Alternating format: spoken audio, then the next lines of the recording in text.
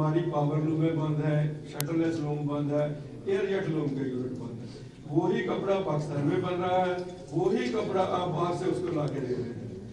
और वो करता क्या है कि जो माल उसने चाइना से खरीदा वो लोकल मार्केट में डंप कर दिया, सेम रॉ मटेरियल लेकर जो हमारा माल है वो बाहर बेच रहा है। लिहाजा उसको एक कोटे की सूरत हासिल हो गई कि जितना माल वो पाकिस्तान से एक्सपोर्ट करेगा उतना माल वो DDRE के तहत इंपोर्ट कर सकता है। इसने हमारी मार्केट को क्रश कर दिया है। अभी स्पिनिंग मिलर वाले भी जो है वो भी यही एहतियात करते हैं, हम भी कर रहे हैं। फिर देखो सर, सबसे बड़ी ज्यादती क्या है, पहले ग्रे फैब्रिक लाता था, अब वो प्रिंटेड फैब्रिक लेके आ रहा है और प्रिंटेड फैब्रिक को सिर्फ 25% उसकी वो बेडशीट तैयार करता है, स्टिच करता है उसको, और 6% उस पर वेट भी ले रहा है। 6% वेट आपने इसलिए दी थी कि वो लोकल इंडस्ट्री चलेगी, पहले वीविंग को कपड़ा बनेगा, फिर प्रिंट होगा, इन सब के ऊपर आपने रिबेट दी। आपने पहले एक रिबेट ग्रे क्लास फैब्रिक पे दी थी, वो इन्होंने बंद करवा दी एक्सपोर्टर ने कि मेरा इशू बहुत बड़ा है, हमारी इंडस्ट्री बंद पड़ी है। मिनिस्टर साहब खुद गए हैं, उन्होंने वादा किया कि हम चलाते हैं।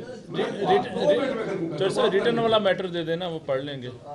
मसला सर ये है कि जो वो कपड़ा लेके आ रहा है ना, उन्होंने हमारे रॉ मटीरियल पे वो 4% जो रिबेट थी वो भी खत्म करा दी। अब वो कपड़ा बाहर से ला रहा है और ला के सारी की सारी 6% रिबेट भी खा रहा है और यहाँ का कपड़ा भी कोई इस्तेमाल नहीं हो रहा।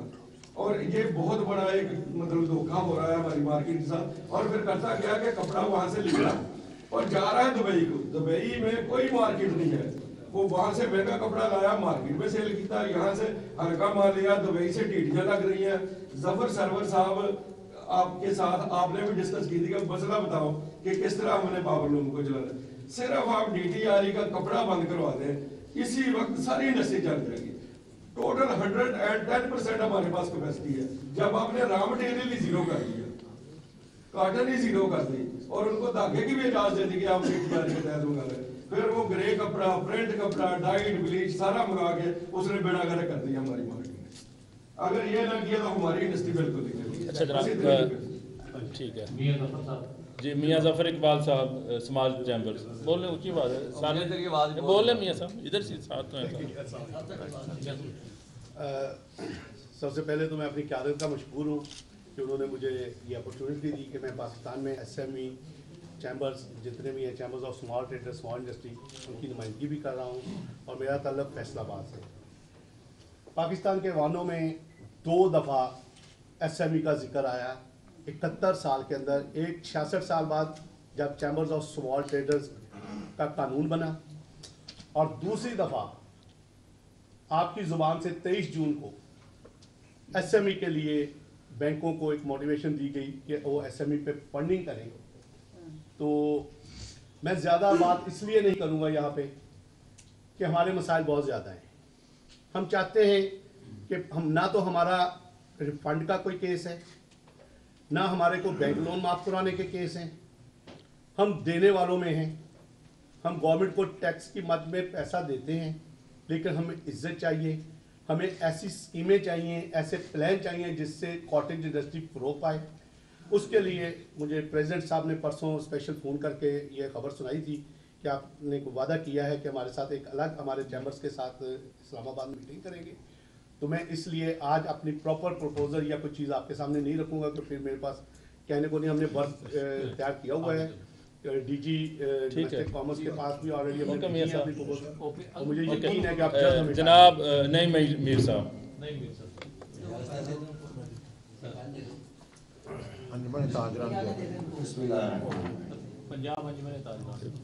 जनरल सेक्रेटरी पाकिस्तान अंजुमन ताजरान। मेरी शायद इस कमरे में सबसे ज्यादा जो जान पहचान है वो है ही नहीं मीर के साथ। चलें ठीक है जी।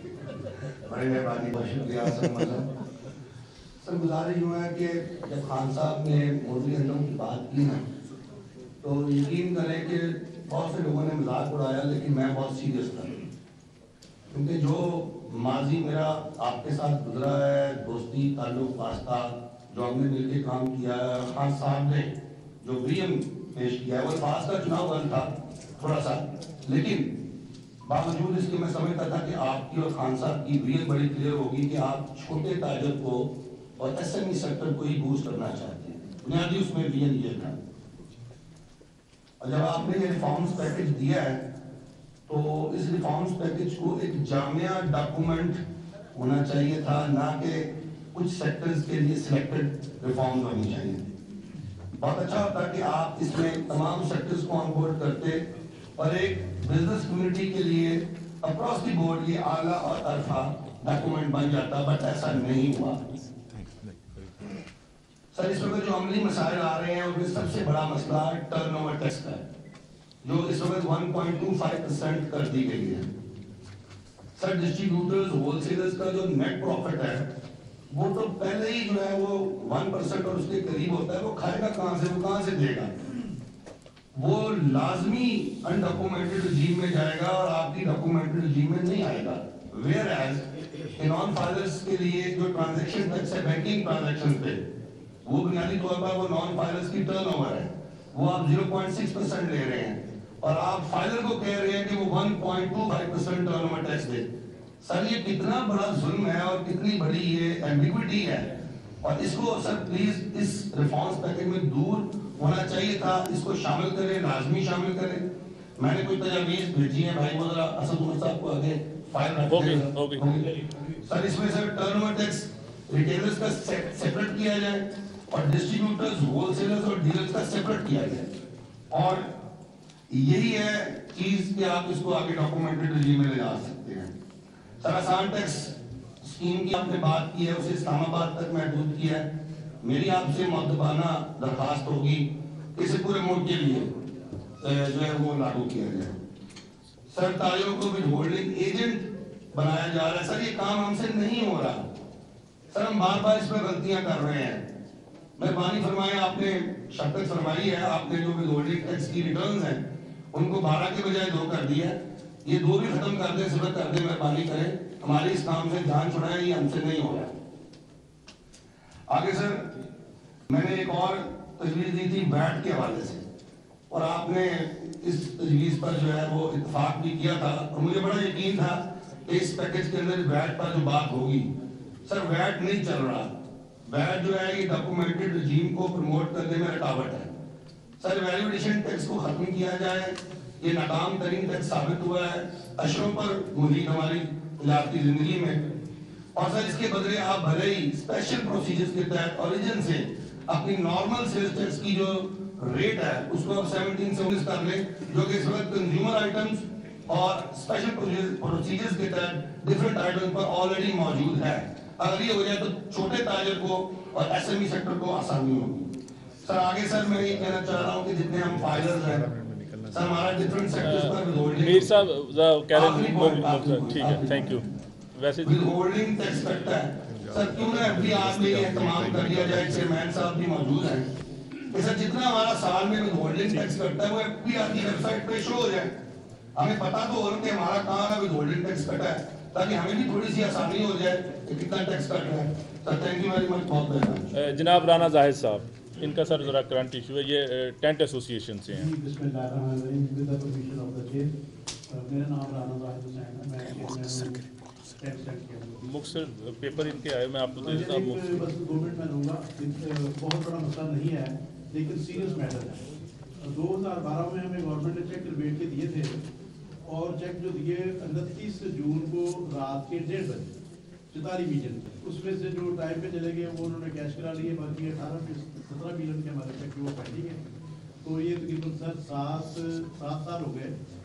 तो ये तीसरी गवर्नमेंट है जिन्हें मैं रिक्वेस्ट कर रहा हूँ बार बार, और ये सारे दोस्त इस मैटर को जानते हैं। अब वो मजाक बन गया है, राना जाहिद हमारे केस का क्या बना। तो अब क्योंकि हायर अथॉरिटी सर बैठे हैं, मैं सर ये रिक्वेस्ट करूँगा कि इन्हें मेहरबानी फरमाएं और इन्हें ठीक है, थैंक यू। चौधरी बिलाल अहमद, एक बस आधा मिनट और सर, मैंने कहना था ये बिजनेस के हवाले से नहीं है, गवर्नमेंट में आने से पहले आपकी सेहत बहुत अच्छी है। चौधरी बिलाल अहमद गुज्जर साहब, स्ट्रीट एसोसिएशन। प्लीज मुख्तसर करें कि मिनिस्टर साहब जवाब भी दें। ठीक है, बिस्मिल्लाहिर्रहमानिर्रहीम। सबसे पहले तो रऊफ साहब आपका शुक्रिया कि थोड़ा सा मौका दे रहे हैं। मैं सीड एसोसिएशन से हूँ, और सीड एसोसिएशन के जो मसाइल हैं वो मैंने फाइल दे दी है रऊफ साहब को। तो मिनिस्टर साहब से मेरी एक प्रपोजल है, रिक्वेस्ट है, क्योंकि ये ज़रा काम मुश्किल है जो करने वाला है। ये हमारा मुल्क जो है इसका अगर मुस्तकबिल है तो वो काटन से वाबस्ता है। अगर आपने इस मुल्क को बचाना है तो काटन को बचाना है, और काटन की तबाही का सबब जो है वो शुगर मिल्स हैं, क्योंकि जोनिंग इस मुल्क में जब तक जोनिंग एग्जिस्ट करती रही है काटन का एरिया कभी कम नहीं हुआ।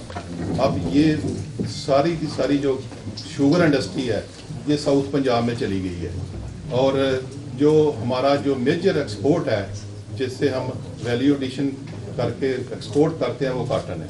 और काटन का अलार्मिंग सिचुएशन है। पानी हमारे पास पहले ही बहुत थोड़ा है, ये डेल्टा क्रॉप है, 64 इंच पानी देती है शुगर केन। और इस मुल्क को अगर बचाना है तो शुगर इंडस्ट्री को काइंडली उस एरिया में शिफ्ट करवाएं जहाँ पे पानी की अवेलेबिलिटी है। दूसरा, सिंध गवर्नमेंट ने, मैं आपसे रिक्वेस्ट करूँगा, सिंध गवर्नमेंट ने राइस पे बैन किया।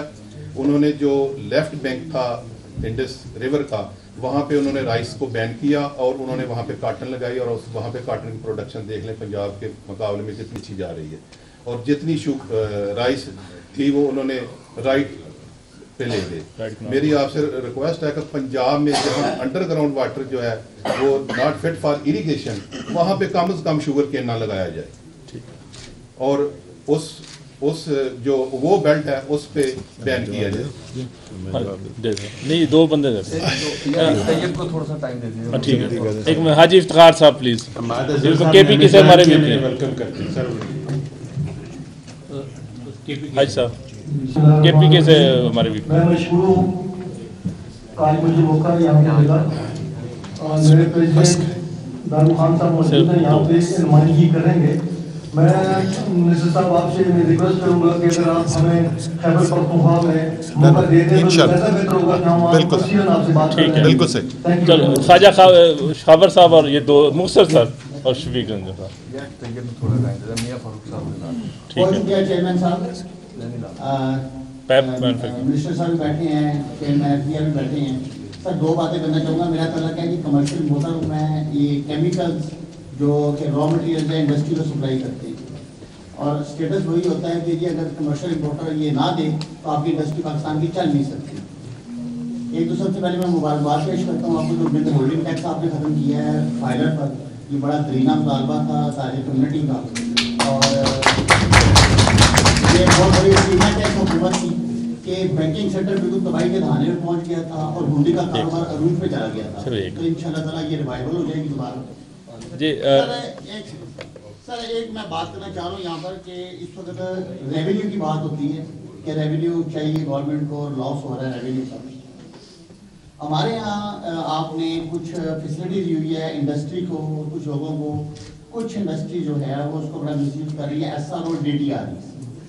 और तीसरी बात यह कि स्मगलिंग, मैं पहला 5, 7, 8 साल से हम भी शोर डाल रहे हैं, मैं फॉर्मर सीनियर वाइस प्रेसिडेंट और चैम्बर भी, कि जी स्मगलिंग रुक नहीं रही, और कहा जाता है कि स्मगलिंग पे कंट्रोल कर लिया गया है, लेकिन स्टिल आज भी तमाम मार्केटों के अंदर स्मगलिंग का माल भरपूर तरीके से आ रहा है और गवर्नमेंट पर रेवेन्यू का लॉस हो रहा है। सर बड़ी ज़रूरी बात है ये, और ये तमाम लोगों के लिए है, इंडस्ट्री भी इसमें सफर कर रही है। जो SRO आपने कहा था ये SRO खत्म कर दिए जाएंगे, लेकिन इस बजट में SRO खत्म नहीं किए गए और DTR ही है, DB वही चल रहा है।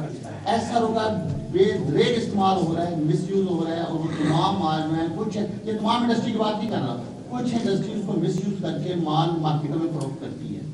तो इसको जरा आप पे देख लें। चेयरमैन साहब बैठे हुए, चेयरमैन साहब स्मगलिंग और एक मिनट सर, इफ्तिखार अली मट्टू साहब पाकिस्तान फ्लोर मिल एसोसिएशन से। अस्सलाम वालेकुम, मैं फ्लोर मिल एसोसिएशन से मेरा तल्लक है। मैं एक अहम नुक्ते की तरफ आपका दिलाना चाहता हूँ। 4-5 साल से गंदम जो है वो सरप्लस रिजीम में जा रही है, वो हम मुख्तसर टर्नओवर के लिए एक्सपोर्ट देते हैं, और उसमें जिस तरह के मामला पिछले दिनों चलते रहे रिबेट के और दूसरे तीसरे, वो उन पर नहीं जाना चाहता। हम साया मुल्क में पिछले कई सालों से आप भी पूरी दुनिया में घूमते हैं तो उनका आटा आपको पूरी दुनिया में मिलता है। अल्लाह का शुक्र है हमारी इंडस्ट्री उनसे बेहतर है। आप प्लीज़ इस तरफ लेकर आएँ, गंदम हम सरप्लस में जा रहे हैं, हमारा भी हम आटा पूरी दुनिया को सप्लाई कर सकते हैं। हमें गंदम एक्सपोर्ट के साथ साथ वैल्यू एडिशन की तरफ भी जाना है और इंडस्ट्री को भी सपोर्ट करना है। ये बहुत अहम नुकता है और उसको नजर में भी रखें और हमें टाइम दें एसोसिएशन को। हम आपको शफीक अंजन साहब लेकिन है, एक मिनट सर, एक आधे मिनट जी।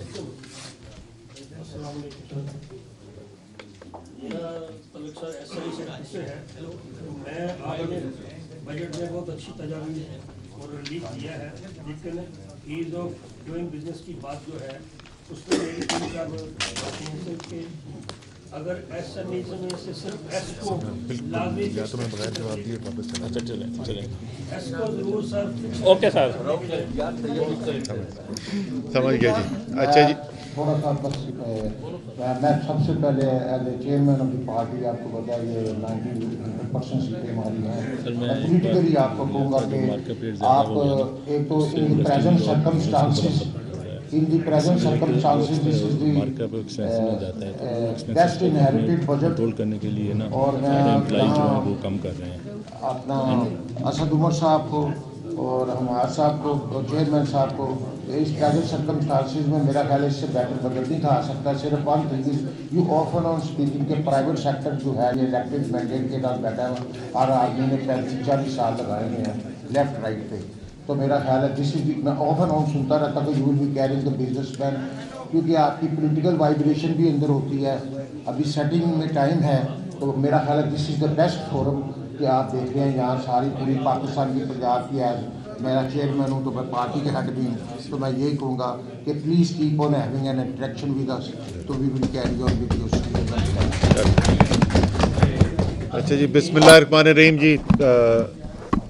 सबसे पहले तो शुक्रिया सबका कि आप लोग यहाँ पर आए। फेडरेशन का दारू खान साहब का शुक्रिया कि उन्होंने लाहौर में भी एहतमाम किया। पहले हम कराची में मिले थे। इफ्तिखार मलिक साहब को ये याद नहीं होगा, लेकिन जो पहली मीटिंग मैंने चैम्बर में अटेंड की थी वो मीटिंग जो है इफ्तिखार मलिक साहब ने चेयर की थी। जापान से एक डेलीगेशन आया हुआ था, तो आपकी और हमारी पुरानी निस्बत है जी। बिल्कुल जी। तो आप लोगों ने जो जिन मसाइल की तरफ या जिन अपॉर्चुनिटीज़ की तरफ निशानदेही की है, मैं ज़रा छोटा छोटा उसके ऊपर बात करना चाहता हूँ जी। एक तो ये कॉटेज इंडस्ट्री वाला जो आपका आइडिया, ये बहुत ज़बरदस्त आइडिया है जी, क्योंकि हर मुख्तलिफ़ किस्म के कारोबार का मुख्तलिफ एक माशरे के अंदर, मईशत के अंदर एक किरदार होता है। लेकिन अगर आप रोज़गार पैदा करना चाहते हैं तो यही छोटे इदारे जो है ना सबसे बड़ा ये किरदार अदा करते हैं। तो ये बहुत अच्छा आपका आइडिया है और मैं बहुत स्ट्रांगली रिकमेंड करूँगा कि इसके ऊपर, और कोशिश मैं ये करूँगा, मेरी वज़ीर-ए-आज़म से भी उस दिन बात हो रही थी, ये 18वीं तरमीम के बाद जी ज़राअत भी, सनत भी, ये सारे डिफ़ॉल्ट सब्जेक्ट्स हैं। सूबों का बड़ा अहम रोल है इसके अंदर। तो हमें बड़ी ज़रूरत है कि जिस तरीके से हम बैठते हैं, इंशाल्लाह ताला नेक्स्ट टाइम ऑर्गेनाइज़ करके बैठेंगे तो साथ सूबे को भी साथ बैठाएंगे, ताकि साथ बैठ के, क्योंकि ये कॉटेज इंडस्ट्री की जो बनेगी उसके अंदर सूबे का बड़ा किरदार होगा। तो एक तो ये आपका। दूसरा, आपने जो बात की जी स्पेशल इकनॉमिक जोन्स की जो आपने बात की, वो बिल्कुल दुरुस्त बात है। और यही बात मैं भी पहले रेस कर चुका हूँ कि हमारे सीपेक के अंदर तो स्पेशल इकनॉमिक जोन बनने हैं और उनका एक अहम किरदार है जो हम सीपेक के तहत काम करना चाहते हैं। लेकिन जो इस वक्त हमारे एग्जिस्टिंग जोन्स हैं उनको पूरी तरीके से फ़ाल बनाना, बिज़नेस की उसके अंदर जो है ज़रूरियात पूरा करना, वो इंतहाई ज़रूरी है। और वो जिसको अंग्रेज़ी में कहते हैं लो हैंगिंग फ्रूट है, उसके ऊपर जल्दी काम हो सकता है। सबसे पहला काम तो इसके ऊपर जो शुरू करने का है वो गवर्नेंस की साइड से जी। ये सारे जो है ना इदारे, ये चलाने चाहिए बिज़नेस को। आपको पता है आपके क्या मसाइल हैं, किस तरीके से उनको हल करना है, और सरकार को तो एक फैसिलिटेशन रोल सिर्फ होना चाहिए, उसके बाद ये इदारे चलाने चाहिए बिज़नेस को खुद। मैं आपको दो चीज़ें आपने आज रेज़ की हैं, जिसमें से एक SEZ है जो कल शाम को मैंने, मेरा जो स्पेशल असिस्टेंट है उसको मैसेज भेजे थे कि इकोनॉमिक कोऑर्डिनेशन कमेटी जो कैबिनेट की होती है, वो 5 फरवरी की मीटिंग में मैं उसको एजेंडा आइटम ऐड करा रहा था। उसमें से एक है बोर्ड ऑफ इन्वेस्टमेंट से प्रेजेंटेशन कराओ कि अभी जो SEZs हैं इनको फ़ाल बनाने के लिए तुम कर क्या रहे हो और क्या प्रोग्राम है, ताकि हम जो भी सपोर्ट हम प्रोवाइड कर सकें वो करें। तो इंशाल्लाह इस पर काम करेंगे जी। तीसरी चीज़ आपने बात की जी ऑडिट और असेसमेंट की सेपरेशन का। ये मैं जी ऑपोजिशन में फाइनेंस कमेटी के अंदर ये पोजीशन पहले भी ले चुका हूँ। There is a inherent conflict of interest, और ये बहुत ज़रूरी है कि अगर आपका एक ऑडिट का निज़ाम है जो कि ज़रूरी है, ये भी नहीं हो सकता कि ऑडिट हो ना कोई। अल्लाह ताला ने भी निज़ाम बनाया है तो उसमें भी जज़ा और सज़ा है। मुनकर नकीर जो हैं वो बैठ के लिखते हैं वो कि जी क्या करके क्या है ज़िंदगी में, तो जज़ा सज़ा का निज़ाम तो होना चाहिए, लेकिन ये जो इनहेरेंट कॉन्फ्लिक्ट ऑफ इंटरेस्ट है इसको डील करने की ज़रूरत है। और इसके ऊपर हमाद अज़हर साहब जो है इनकी भी थिंकिंग है, इंशाल्लाह ताला ये इसके ऊपर काम करेंगे। आपने कहा कि जी दो बातें बोली हैं आपने एक तो पहली बात तो मुबारक हो आपको, आप वाकई में बड़ा इलेक्शन जीत के आई हैं। तो आपने दो चीज़ें कही, एक तो आपने कहा कि 51% आबादी है ख़वातीन की पाकिस्तान में, दूसरा आपने कहा कि जो फाइनेंस बिल था इसके अंदर ख़वातीन के लिए कुछ नहीं था। तो बाय डेफिनेशन जो भी इस फाइनेंस बिल में था 51% तो ख़वातीन के लिए था, क्योंकि है ही आप। लेकिन आपका ये विमेन इकनॉमिक जोन वाला जो आइडिया है ये भी बड़ा इंटरेस्टिंग है। मुझे इस पर ज़रा पेपर भिजवाएं जो इंडिया का आप रेफ़र कर रही थी कि कैसे किया गया था, ये बड़ा इंटरेस्टिंग आइडिया है। अगला इशू है जी व्हीलिंग का, ये जो बिजली का है। सर ये बिजली के निज़ाम को हमने जो ठीक करना है इसको डीरेगुलेट करने की बड़ी सख्त ज़रूरत है। मतलब रेगुलेशन तो उसकी हो, लेकिन ये जो बिल्कुल कंट्रोल है हिल नहीं सकता। मैं आपको बताऊँ इसका सबसे एक्सट्रीम केस तो मैं आपको अपनी एक्सपीरियंस से बता सकता हूँ। दीवार के एक तरफ एंग्रो का एक इदारा जिसके पास सरप्लस बिजली, दीवार के दूसरी तरफ एक और एंग्रो का इदारा जिसके पास बिजली की कमी। हमें 2.5 साल लगे ये परमिशन लेने की कि हम दीवार के इधर से इधर बिजली भेज दें, जहाँ पे कोई सेल भी नहीं इन्वॉल्व थी। तो ये इस निज़ाम को बेहतर करने की ज़रूरत है। व्हीलिंग का कानून पास हुए हुए ज़माना हो गया, उसके रूल्स बनने। ये मेरी उमर अयूब साहब से, मिनिस्टर ऑफ पावर से लास्ट वीक की बात हो रही थी। उमर सुन रहे हो कि नहीं, ये जल्द से जल्द जो है ना ये रूल्स व्हीलिंग के जो हैं इम्प्लीमेंट करने। और बिल्कुल जी net metering, feed in tariffs हमने अलाउ करने। नेट मीटिंग इस्लामाबाद में कर दिए थे, वो फैला रहे हैं। इस पर मिनिस्टर ऑफ पावर ने काम किया है। इंशाल्लाह ताला आप देखेंगे कि ये आगे भी आएगा। फ्यूचर यही है जी, मुस्तकबिल यही है। नेट मीटरिंग हो, फीड इन टैरिफ्स हो, व्हीलिंग हो।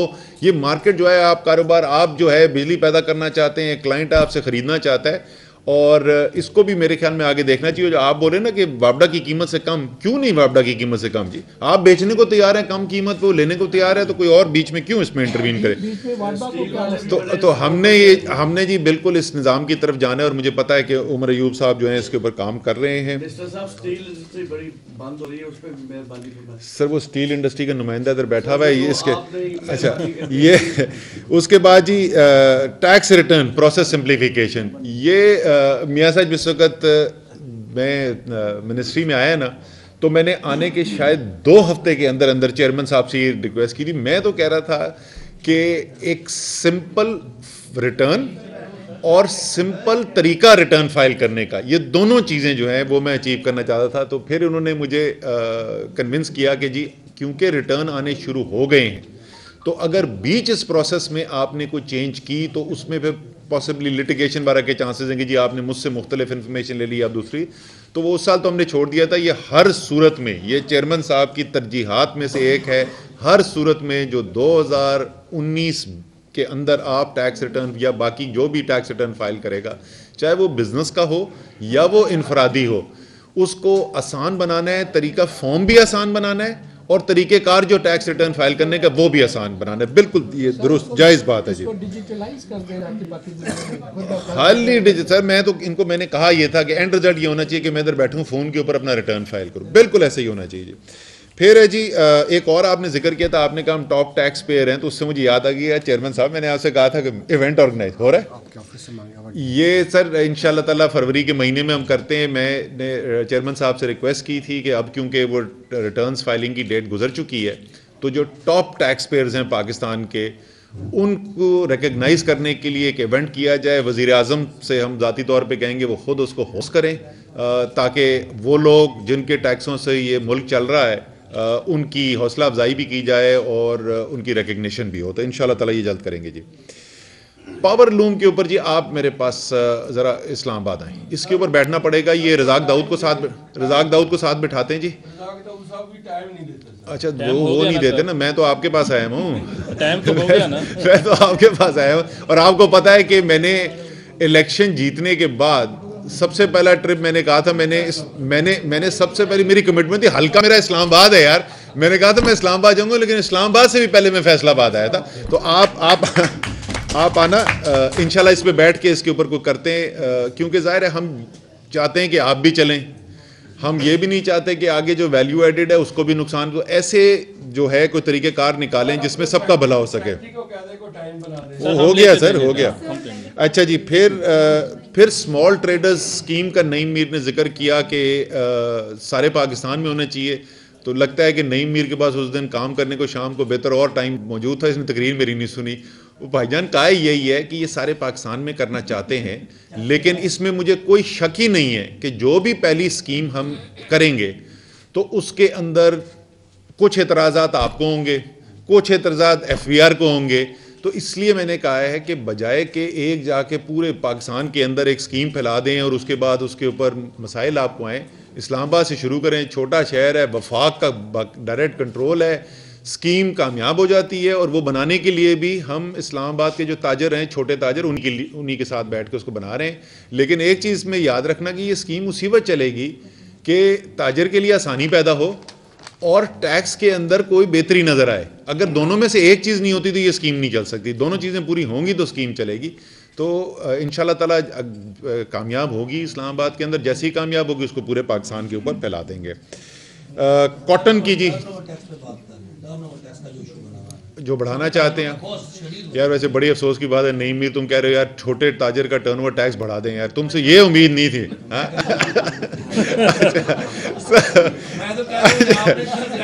अच्छा जी, कॉटन मैंने कुछ नहीं किया, मैंने एक पाई की नहीं चेंज की। अच्छा, आपके दोस्तों ने किया था। ठीक है ना। तो ये नहीं बोलो, ये पूरी बात सच बोलो ना, कि आप बोलो हमारे दोस्त जो करके गए थे, हम आपसे चाहते हैं कि उसको कम करें, फिर तुम सुने आपकी बात। ठीक है। अच्छा जी, फिर आज जी जनाब कॉटन के ऊपर जी 100% दुरुस्त बात है जी। पाकिस्तान की मईशत की रीढ़ की हड्डी है कपास। ठीक है। और ये मैंने कहा था ना, दो चीज़ें ऐसी हैं जो आज आपने रेस की हैं, जो 5 फरवरी की ECC की मीटिंग के अंदर मैंने आइटम डलवाया हुआ है। कॉटन की 2019 की हमारी स्ट्रैटेजी क्या है जी, वो वफाक भी साथ बैठेगा। मैंने कहा है सिंध और पंजाब दोनों के जो वज़ीर हैं एग्रीकल्चर के, उनको भी बुलाया जाए। सूबा और वफाक और जो सारे स्टेक होल्डर हैं मिल के स्ट्रैटेजी करें जी। बिल्कुल, हाँ जी, बिल्कुल बुलाएंगे, बिल्कुल बुलाएंगे। सो ये किसी तरीके, हमने किसी सूरत में ये काबिल कबूल नहीं हो सकता कि 2018 में हमारी कपास की फसल हो जो 1992 से कम हो। ये हमने पाकिस्तान का माशी कत्ल किया है। अच्छा जी, आखिरी चीज़ बड़ी इंटरेस्टिंग आपने अभी रेस की, वो मैं भी इसके ऊपर बात कर चुका। अभी मैं कुरंगी क्रीक इंडस्ट्रियल पार्क वाली गया हुआ था, वहाँ पर तो उधर भी ये बातचीत हुई थी कि हम जो है आटा जो है, गंदम जो है हम एक्सपोर्ट कर रहे हैं, हमें तो इसके बजाय वैल्यू एडेड एक्सपोर्ट करनी चाहिए। ये भी बिल्कुल ठीक बात है जी। इसके ऊपर भी मेरी आपसे रिक्वेस्ट ये होगी कि एक अगर आप एक प्रपोज़ल लिख के भिजवा दें, मैं रज़ाक दाऊद साहब के साथ बैठ जाऊंगा और इसको बनाते हैं जी। और ये सिर्फ इस चीज़ के लिए नहीं जी, जो भी ऐसी चीज़ जहां आपको नज़र आता है, क्योंकि आपसे बेहतर हम नहीं जानते जी, आप ग्राउंड पे काम करने वाले आदमी हैं, ज़िंदगी आपकी गुजरी है इस कारोबार, जहां आपको नज़र आता है ना कि एक्सपोर्ट की अपॉर्चुनिटीज़ हैं जो इस वक्त हुकूमती पॉलिसीज़ की वजह से रुकी हुई हैं, उसकी आप निशानदेही करें और हम इंशाअल्लाह ताला कोशिश करेंगे कि आपके लिए फिर मौके पैदा किए जाएं। क्योंकि जब तक हमारा ये तजारत का खसारा हम कंट्रोल में नहीं लाते तो ये बाकी सारी चीज़ें जो हमारी ख्वाहिशात हैं वो करना मुमकिन नहीं होगा। आखिर में जी एक दफ़ा फिर बहुत बहुत शुक्रिया आपका कि आपने टाइम निकाला, बहुत शुक्रिया जी। सर ये आ जाए ना मेरे पास, आ जाए ना मेरे पास, आ जाए।